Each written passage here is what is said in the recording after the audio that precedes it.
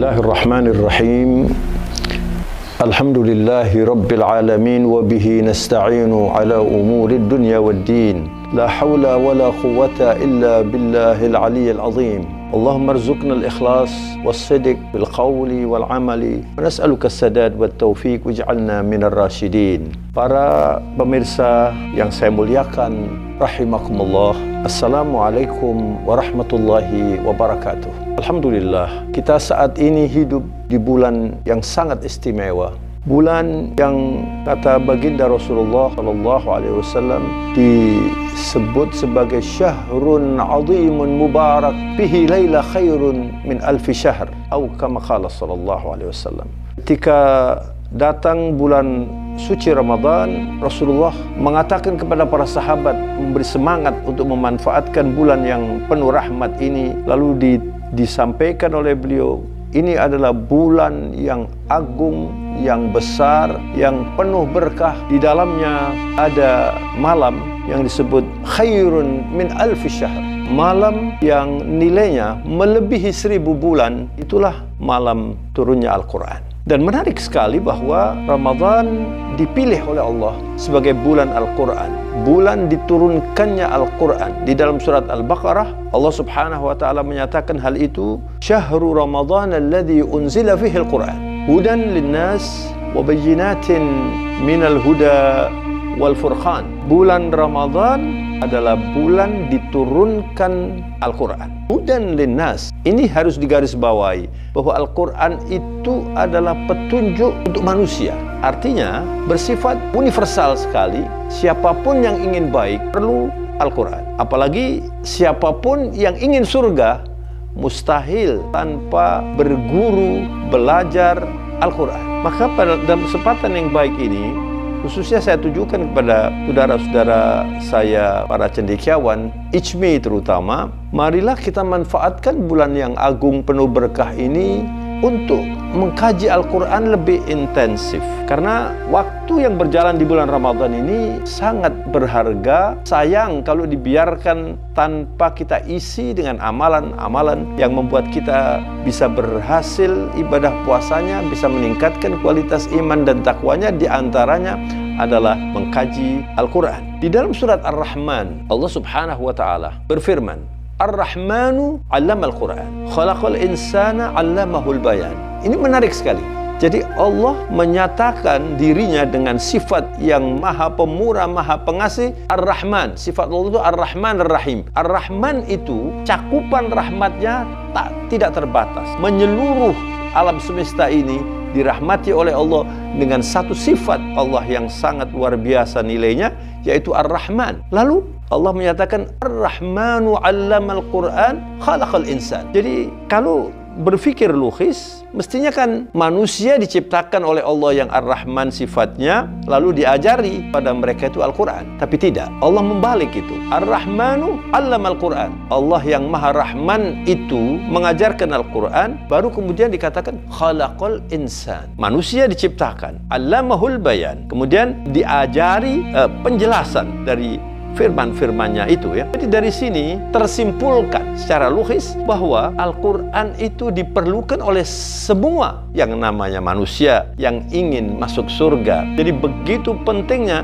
sampai Allah mendahulukan Al-Quran sebelum menyatakan penciptaan manusia. Dengan kata lain, kalau manusia hidup tanpa Al-Quran, tidak mungkin untuk bisa menjadi manusia seutuhnya, manusia yang berkualitas, urusan dunia dan akhiratnya terpadu, lalu sukses dunia dan akhirat. Itulah sebenarnya target yang dicanangkan di dalam Islam ini. Dan khusus kepada para cendekiawan, tentu perlu sekali menyadarkan diri masing-masing, atau kita perlu menyadarkan diri kita dan bertanya, aina nahnu minal Quran? Di mana kitab dan di mana Al-Quran? Mungkin kita perlu mengevaluasi posisi kita. Jadi perlu repositioning ya. Sebab sekarang kita melihat dalam kehidupan umat Islam yang harus kita syukuri, di mana-mana sekarang ini banyak dibangun tahfidz Al-Quran. Ini luar biasa, harus kita syukuri. Sehingga banyak penghafal Al-Quran, banyak yang gemar gemar belajar Al-Quran. Bahkan beberapa perguruan tinggi menerima calon mahasiswa yang sudah hafal Al-Quran. Karena kalau orang itu hafal Al-Quran, pasti otaknya berkualitas. Tapi yang perlu dicermati adalah bahwa Al-Quran itu tidak cukup kalau hanya dihafalkan, tidak cukup hanya dipelajari. Memang harus dipelajari bagaimana membacanya yang benar maksud saya, dan juga dihafalkan ya. Tetapi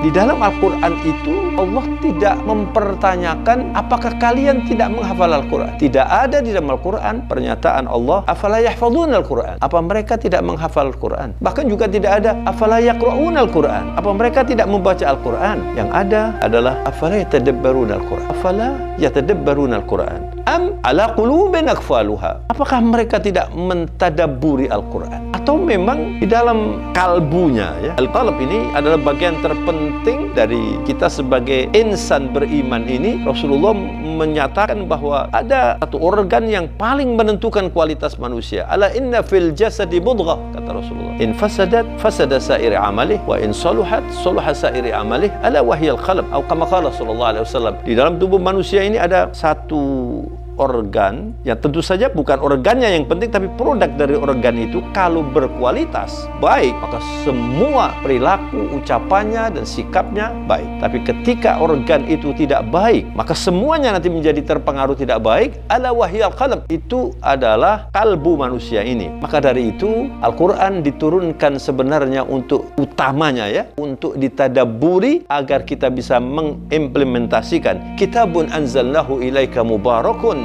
yadabbaru ayatihi waliyatadzakkara ulul albab. Kitab Al-Quran ini adalah kitab yang penuh berkah. Kitabun anzalnahu ilaika mubarakun. Untuk apa? Liyadabbaru ayatihi, untuk ditadabburi. Waliyatadzakkara ulul albab, dan para cendekiawan itu perlu berfikir cerdas untuk memanfaatkan Al-Quran ini. Maka saya mengajak saudara-saudaraku para cendekiawan untuk memanfaatkan Ramadan ini, mendalami Al-Quran, berdiskusi tentang Al-Quran, agar kita bisa merasakan lezatnya membaca Al-Quran. Karena ketika seorang itu sudah bisa menikmati Al-Quran, tidak ada kelezatan yang melebihi itu. Ada seorang ulama penafsir Al-Quran yang tafsirnya disebut fi Didalil Quran, namanya Sayyid Qutb. Pada waktu dia menulis buku ini, lalu di dalam pendahuluannya Sayyid Qutb mengatakan, saya merasa sangat terhormat ketika saya membaca Al-Quran. Betapa tidak, saya sebagai hamba manusia sebatang kara ini diajak bicara oleh Allah Subhanahu wa ta'ala, diajak bicara oleh Allah Subhanahu wa ta'ala. Maka ini yang penting untuk difahami dan ditadabburi, dirasakan bahwa ketika kita membaca Al-Quran itu berarti kita diajak bicara oleh Allah. Idza aradta an yukallimaka Allah faqra'il Quran. Kalau Anda ingin diajak bicara oleh Allah, baca Al-Quran. Tapi tentu saja dengan tadabbur, dengan tafakkur,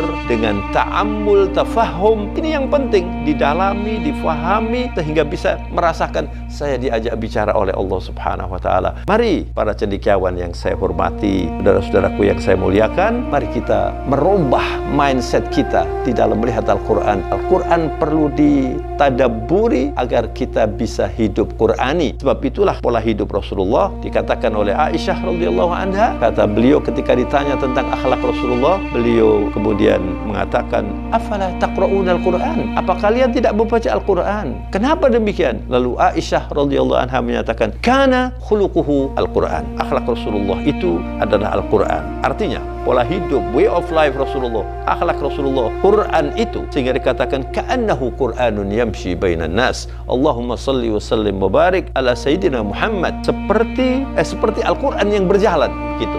Karena semuanya Qur'ani. Mudah-mudahan poin penting ini bisa diambil manfaatnya, dan saya berdoa semoga ke depan kita bisa hidup lebih Qur'ani, khususnya kita manfaatkan bulan Ramadan ini untuk mengkaji dan mempelajari Al-Quran. Semoga bermanfaat. Saya akhirnya mohon maaf. Wabillahi taufiq wal hidayah. Wassalamualaikum warahmatullahi wabarakatuh.